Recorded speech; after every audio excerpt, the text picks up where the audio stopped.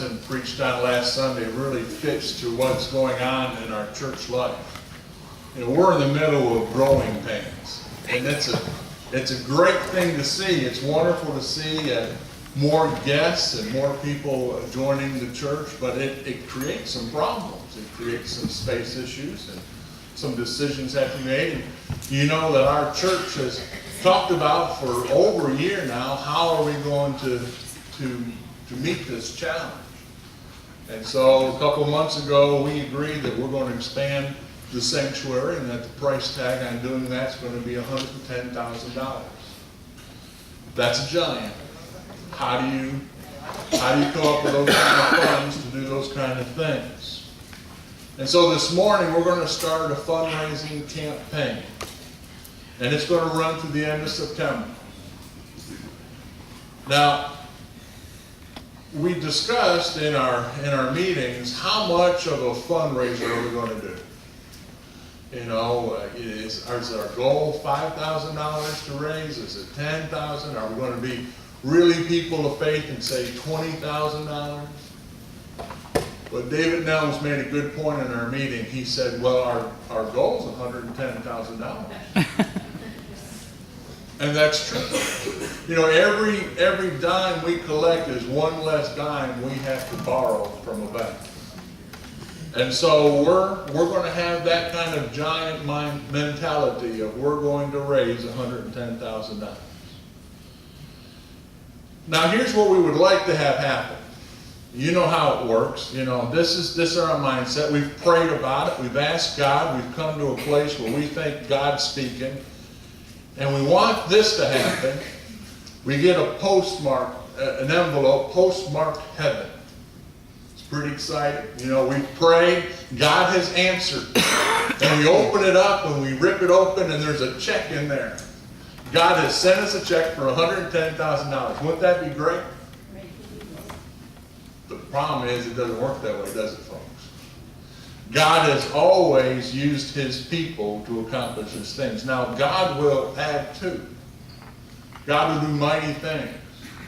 But it's never been a situation where his people sit back and we just let God do. God doesn't do it that way. Because he wants to strengthen our faith. He wants to move us forward. And I think we see a good lesson of what God's trying to do through his people in 2 Kings chapter 4. We're going to look at the first 7 verses together. Now the first verse kind of sets the stage. So turn with me to 2 Kings chapter 4 verse 1. And it says, the wife of a man from the company of the prophets cried out to Elisha, your servant, my husband, is dead. And you knew that he revered the Lord. But now his creditor is coming to take my 2 boys as his slaves. We've had this woman, and she says that her husband was from the company of the prophets. And she says he was a God-fearing man. Most likely, Elisha knew her husband. She knew Elisha. And so she comes to him and says, you know, I've got a problem here. My husband's dead. There was a loan. And the collateral for that loan was the 2 sons. And tradition tells us that this man's name was Obadiah. Now, not the Obadiah that wrote the book in the Bible, but another man named Obadiah. And Obadiah was a key player in protecting the prophets during the time of King Ahab and Queen Jezebel. Ahab and Jezebel had a desire in their heart to kill every prophet of God. Mainly because Ahab and Jezebel were wicked people and they wanted to do wicked things and they didn't want somebody telling them they were doing wrong. So if you silence the voice of those who say you're doing wrong, then nobody's going to say what you're doing is wrong. And that's what their game plan was. The story is recorded for us in 1 Kings 18:4, and it says, when Jezebel cut off the prophets of the Lord, Obadiah took 100 prophets and hid them by 50s in a cave and fed them with bread and water. So this Obadiah, this widow's husband, took these prophets, hid them in a cave, and then he would care for them at great personal cost. He would bring them all their needs, their food and their water. And a lot of this sacrifice that he did for them was probably the reason that he may have died. Maybe they caught him and killed him, or maybe that's also a reason why he was broke. Maybe he even took out this loan that this creditor wants paid back because he was trying to provide for these prophets that he was hiding in a cave. What makes the matters worse is this loan he took out, the only way he could guarantee that loan was saying that if I don't pay you back, then you can have my kids. Now there's no indication how old these boys were. They could have been young, they could have been grown, they could have been adults, but the bottom line is the creditor said, if you can't pay me, they're mine. And that would make the widow's life even more tragic. You see, there was no way for the widow to care for herself in that society. There's no welfare. There's no food stamps. There was no Social Security. There was no prophet's pension fund that she could collect from. And so the way that society worked is your children would care for you. Most often they would add to the house and they would bring mom in. And that's how she would be cared for to the last day of her life. And so with her sons gone, that was out of the question. There was nothing she could do. And so what do you do in life when you need a miracle? When you're up against the wall, when you don't know how it's going to work? Well, I think we see in this lesson from Elisha, there's 7 steps to a miracle. The first step is to visualize your needs. Now, too many times in life when we have a need, you know what we do? We kind of pretend and hope, and we kind of just wish it would go away. We go to bed at night and thinking, tomorrow my problems are all going to be gone. It never works that way, does it? My first roommate in college had that strategy in life. He started attending classes and he figured out pretty quick it was more work in college than he was prepared for, and so he developed a new strategy and he stayed in bed all day. He didn't go to his classes. I don't even think he got up to shower. I don't know when he went off to eat. He didn't do anything. He just stayed in bed. First quarter's grades came out, and lo and behold, he's failing every class. And he's astonished. He didn't think that would happen. Apparently his parents found out. They came and collected him, scooped him up, and took him back home. You know, pretending and ignoring our problems are never going to have a solution. And so this widow goes to Elisha. She's not running away from her problem. She's seeking out a solution. She goes to him and she cries out, and the word cry out means that she's moaning and weeping. She's very intense about this. She's between a rock and a hard place. What is she going to do? She's got nothing. And so she's already grieving the loss of her husband, and now she's pending bankruptcy, and now she could even lose her sons. What is she going to do?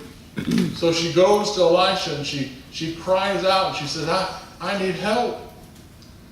And sometimes when we're in a jam like that, we cry out to God and we think, is he even listening? Does he even care? Yes, every single time. The psalmist tells us that when the righteous cry for help, the Lord hears and delivers them out of all their troubles. Now you may say, you know, there's times I've cried out and the Lord didn't do that for me. The Lord knows what we need and when we need it. You know, and if God always did exactly what we said every time we asked for it in the time frame we wanted, you know what we would be? Spoiled, selfish children. And so he often makes us wait, but it doesn't mean he doesn't hear and care. So this woman poured out to Elisha just what she needed. She got right to the point. She said, this is what I need, and I've come to a person who I know can help. And so she pours out her heart. You notice there's no blame in her. She's not saying, Elisha, this is part of your problem. You knew what my husband was doing. You could have done something. She's not blaming her husband. Boy, if that rascal would have just left it be, if he didn't take out a loan. But no, she's not blaming her husband, and she's not shaking her fist at God, saying, why did you allow this to happen? She's just saying, here's my problem. And when it comes to asking for things from God, it's important to remember that God's not like a rich uncle who just loves to hand out blank signed checks to us. And sometimes that's how we treat God. Here, this is what I need. I wrote it down, God, so you can remember all these things. This is what I need. And God's not like that. We have to make sure that we're asking things according to God's will. In James chapter 4, it says, you desire, but you do not have, so you kill. You covet, but you cannot get what you want, so you quarrel and fight. You do not have because you do not ask God. And when you ask, you do not receive because you ask with wrong motives, that you may spend what you get on your pleasures. We're coming this morning asking God to help us to respond to a growing church, His growing church. Are we in God's will asking this? I think we are. Because the only way that a church can respond to a growing congregation is to grow with it. We know that if you don't grow with a growing congregation, the church will stop growing. And so we're calling out to God and asking Him to help us accomplish the task that is before us. The second step in the process for a miracle is to admit our emptiness. 2 Kings, verse 4, the second verse, says, Elisha replied to her, how can I help you? Tell me, what do you have in your house? Now, Elisha just asked her two questions. Basically, he's saying, what do you need and what do you have? Now, these are very important questions, and we need to ask ourselves those questions as well. The first one is, what do you need? As Americans, so many times we take what we want and we slide it over into the need column. Well, I really need that. Have you ever listened to people order when you're in the drive-thru? You can hear the cars in front of you. I need a Big Mac. You know, you want one. You know, and then they say in the counter, if I don't eat in the next 5 minutes, I'm just going to die right here. Well, I don't think you are. You know, I've got 30 meals right here just in reserve in case I need it. I'm not going to die. But we just think, I have just got to have this. Our 9-year-old granddaughter, Lydia, came to Cheryl and I, and she said, I just need an iPad 4 mini. Apparently her friends have one. She just had to have one or she would die. And so we asked her, how badly do you need it? She needs it bad. And then she said, and how much can I put you down for? $400 for this iPad mini. You know, we thought, you know, maybe have her do a few chores around the house or something, you know, and give her $10. No, she wants $100 bills. And so we didn't know what to do. We just told her, you know, I don't know what we told her anyways. Here's the good news. We get to New York and she calls us. And she said, forget about the iPad mini. We're going, yeah. I need a guppy. A guppy. Wow. Fish. I told Cheryl, so we're going to get that girl a fish. I don't even have to finance a fish. I'll get you a fish. But then her mom said, not till her room's clean. So I was like, okay, here comes the fish. I wanted to buy the fish before the iPad mini came back on the horizon. But you know, we're not 9, but we act like 9-year-olds, don't we? I have got to have it. I got to have it right now. I need it. And the reality is we don't. You would hope as we get older we would see needs and wants differently, but we don't. We live in a society where everything is quick and we get it now and we just want it now. And then when we get it, it sits on a shelf, it gets dusted, and we don't even pay it any attention. What we need to really ask ourselves in life is this a need? Do I really have to have this? And in the light of the church saying, is this a need? Do we really need $110,000 to expand the sanctuary? The answer is yes. Because it's not just about our comfort, it's not just about us, it's about a community around us that needs to hear the gospel message about Jesus Christ. And is that worth us raising that money for? Yes, it is. It's bigger than an iPad mini, and it's bigger than a guppy. Second question is, what do you have? Now, we seldom ask ourselves this question, what do we have? Because in our minds, when somebody says, what do you want? We expect them to give us what we're wanting. Sometimes we treat God just like that. Like, God, I prayed, I asked, when's it going to show up? Is it coming by UPS or FedEx? How's it going to get there? I know you guys want to do it with the Postal Service, but I was trying to give you a break. Your vehicles are full. But the reality is God says, what's in your hand? What do you have? And it seems like the widow's already gone through this in her whole house. Apparently she has sold off everything that's already had value. There's nothing in her house. I can visualize it. It's empty. There's nothing. She's living in absolute poverty. She's got nothing left, nowhere else to turn. And now she comes to the prophet and she says, I don't know what else to do. I've done everything in my power to do. I've got nothing left. You know, in God's economy, it comes to the point where we have to say, I've got nothing.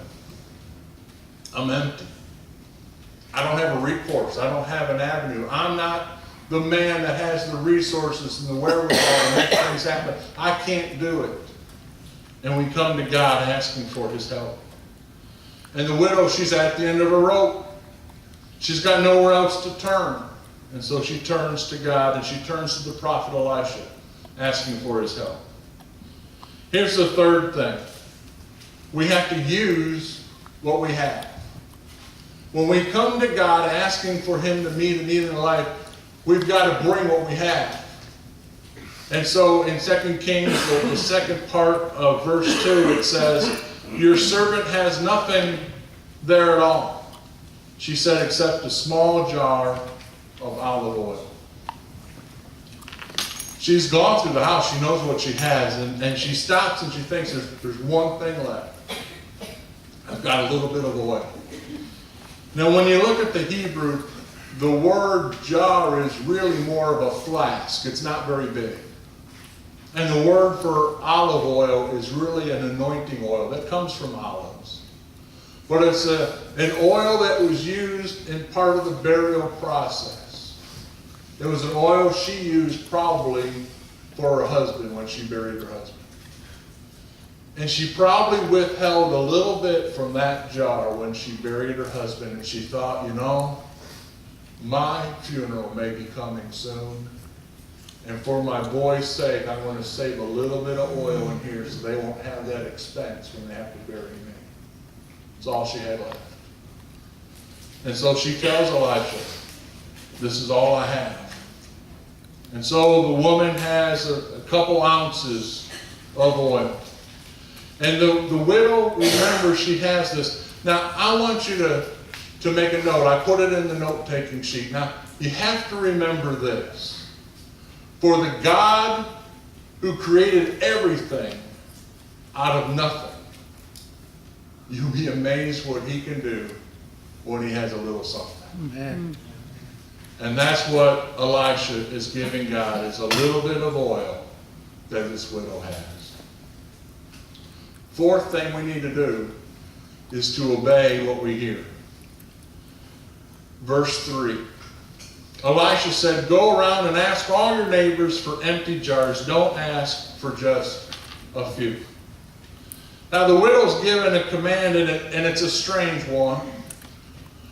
Elisha never really elaborates, but she's to go from neighbor to neighbor, and he doesn't give her any kind of specific direction, but go to your neighbors and ask for jars, empty jars.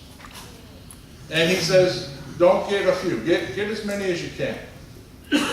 Now he doesn't tell her what it's for, and so she's probably thinking, well, I don't see how empty jars are going to help me. It's not like I'm going in the Tupperware business. I don't know what an empty jar is going. And what am I supposed to tell my neighbors when they say, what do you need the jar for? And how long are you going to have it? Are you going to bring it back? She has no idea. She doesn't even know how many to get. How many is enough? But Elisha just says, just get a lot. Don't get a few. Now, if Elisha would have explained the whole process to her, here's what we're going to do. You know, I think she would have approached it a little differently, don't you? If he said, every jar you get, we're going to put oil in, she's going to think, I'm going to get everything. She's going to spend maybe days recruiting containers. You know, I don't know how many she got. I don't know how far she went. Maybe she just went to the few houses, the neighbors she knew. But I think she would have been a little more intentional had she known what was going to happen. But it says that she did what she was told to do. The key issue here is to obey. Even when it doesn't make sense, when it's not easy to do. You know, you go from the first pages of Genesis on all the way through Revelation, and God is always asking people to do things that don't make sense. Noah, build an ark. What? What's an ark? Well, it's going to flood. What's a flood? Abraham, I want you to move. Whoa, move where? I'll tell you when you get there. Doesn't make sense. Moses, pick up that poisonous snake by the tail. What? That's not really good. Let me, point out the biting end here, God. That's not what we do. David, I want you to kill a giant with a rock. Really? That's the strategy here, God. We're going to throw a rock, okay? Joshua, get the band together. We're going to take it city. We're going to march around it 7 times. Oh boy, that's a good strategy.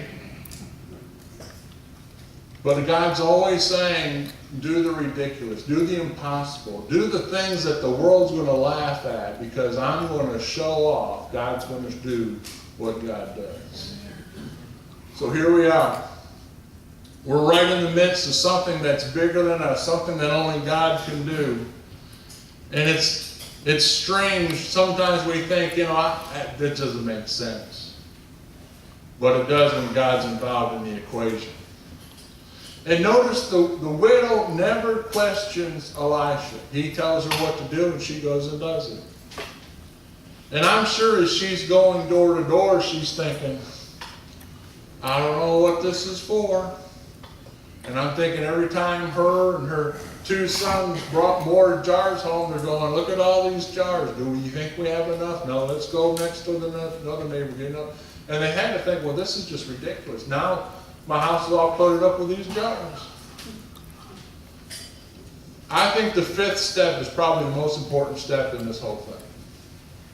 Number 5 is get alone with God by shutting the door. Verses 4 and 5. Then go inside and shut the door behind you and your sons. Pour oil into all the jars, and as each jar is filled, put it to one side. And she left him, shut the door behind her and her sons, and they brought the jars to her, and she kept pouring. I think sometimes we miss out in life with the miracles and the blessings and the things that God has in store because we don't shut the door. Psalm 46:10 says, God says, be still and know that I am God. So here, this woman, she goes out in public, she collects all these jars, and then she's told to go home, her and her sons, and shut the door. Now, when you first read that, you may say, well, why do they have to shut the door? Why did Elisha say, shut the door? And we might say, well, maybe Elisha's saying, I want you to shut out the world's influence. We don't want your neighbors seeing what's going on. We don't want the miracle to be known. And there's something to that. You know, if you ever get counsel from the world on godly stuff, the world's going to say you're crazy. The world's going to say, well, why would you do that? You know, if you talk to a friend at work and say, well, you know, at our church, we're going to be raising money, we're going to make the sanctuary bigger, and say, well, why? There's other churches down the road. Why do you feel like you need to do that? Or why would you trust God? I'm sure the widow woman just didn't know. She's surrounded by all these empty jars, and she didn't know what they're for. But Elisha knew what he was doing when he told the widow to shut the door. Because if we're going to talk to God, we've got to talk to God. We've got to shut everything out. We've got to have a conversation with Him.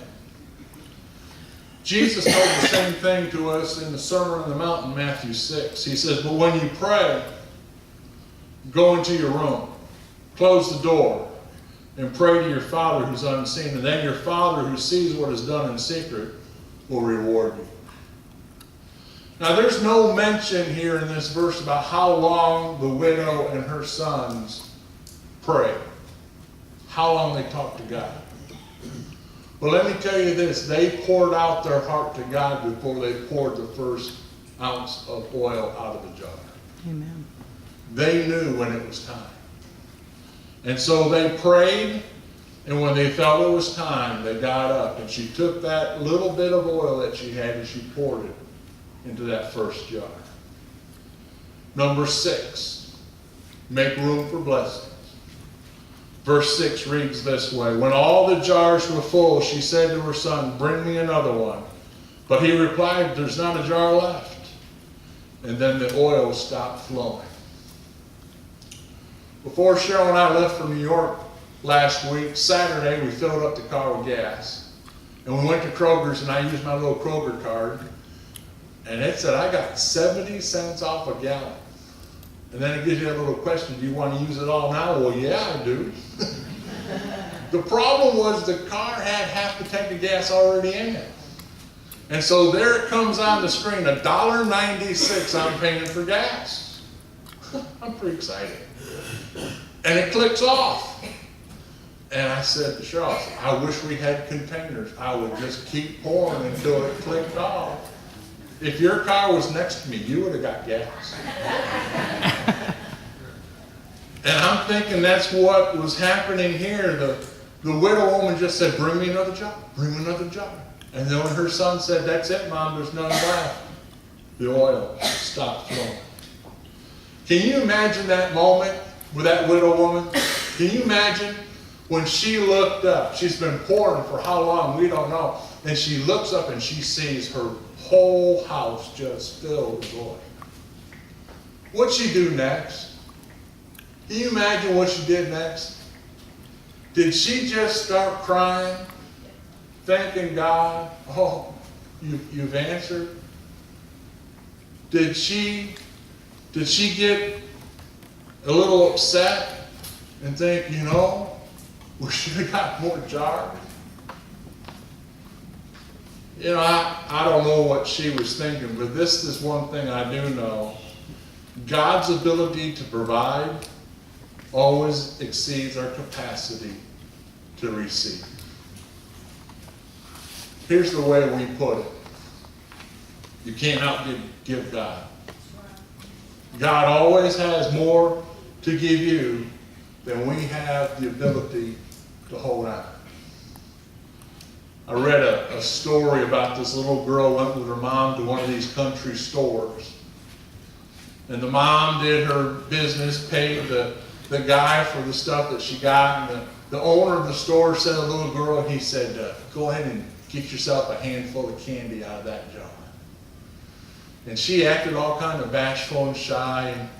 And he said, what's wrong? You don't like candy? She said, yeah.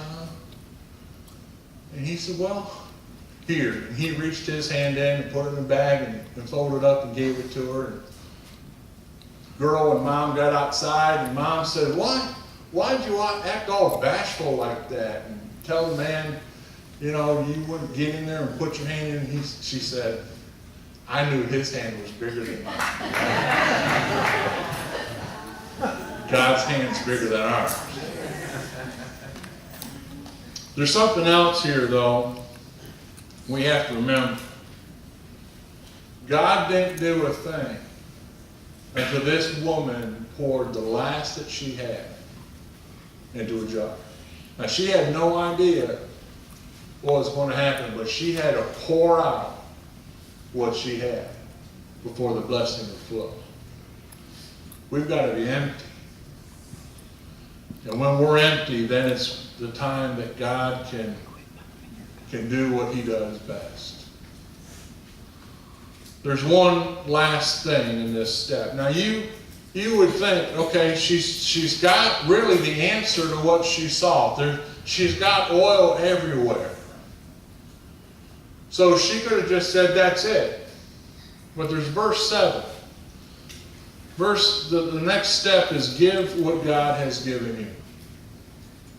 2 Kings chapter 4, verse 7 reads this way. She went and told the man of God, Elisha, and he said, go sell the oil and pay your debts, and you and your sons can live on what is left. Now here's what I think significant about that. She could have made her own decision what God did. She could have said, it's mine. She could have made her plans, her choices. But she went back to the man of God and said, God has done his part. What do I need to do? She didn't forget where the blessing came from, and so she had to get instruction for how to use it. And so Elisha tells her very simply to do two things. He said, first off, you've got this burden on you. You've got this debt. You've got this worry. He said, sell the oil that needs to be sold, pay off the debt. And then he says, with what's left over, live on it. Now, the greedy side of us wants to know questions like, well, how much was left? How long did she have to live on there? We want to think, man, if she would have got some 55-gallon drums, she could have been set up for life. It'd be like winning the lottery. But God meets our needs, not our greeds. Amen. It was enough. In God's economy, he knew how much the debt was. Elisha never says, well, I hope it's enough to pay off the debt. He said, pay the debt. He knew there was more than enough to pay the debt. And he knew there was some left that she could live on. How long? If the boys are young, maybe it was till they could start working a job and bringing in an income. I don't know. But God did, and God brought in just what was needed. Now, I told you we're going to start this morning with a fundraising campaign. Now, I know fundraising and church life, we don't like talking about money. Churches are always wanting money, money, money, money. But we got to empty ourselves before we can do something else. Thank you. He's ahead of me. Nothing wrong with that. So here's the invitation. I think all of us at home have a place where we put the change in our pocket. When we get home from work, out shopping, we put the change somewhere. I do it. Problem is, we have really gone to the debit card, so there's not a lot of change in our pocket like that. So we're not limiting the change, but we want you to give as God encourages you to give. But here's the visual. Here's the reminder every day. I'm going to ask you during the invitation time to come up and get a cup. If you have a change jar at home, turn it into this. Dump your change into this cup. And when this gets full,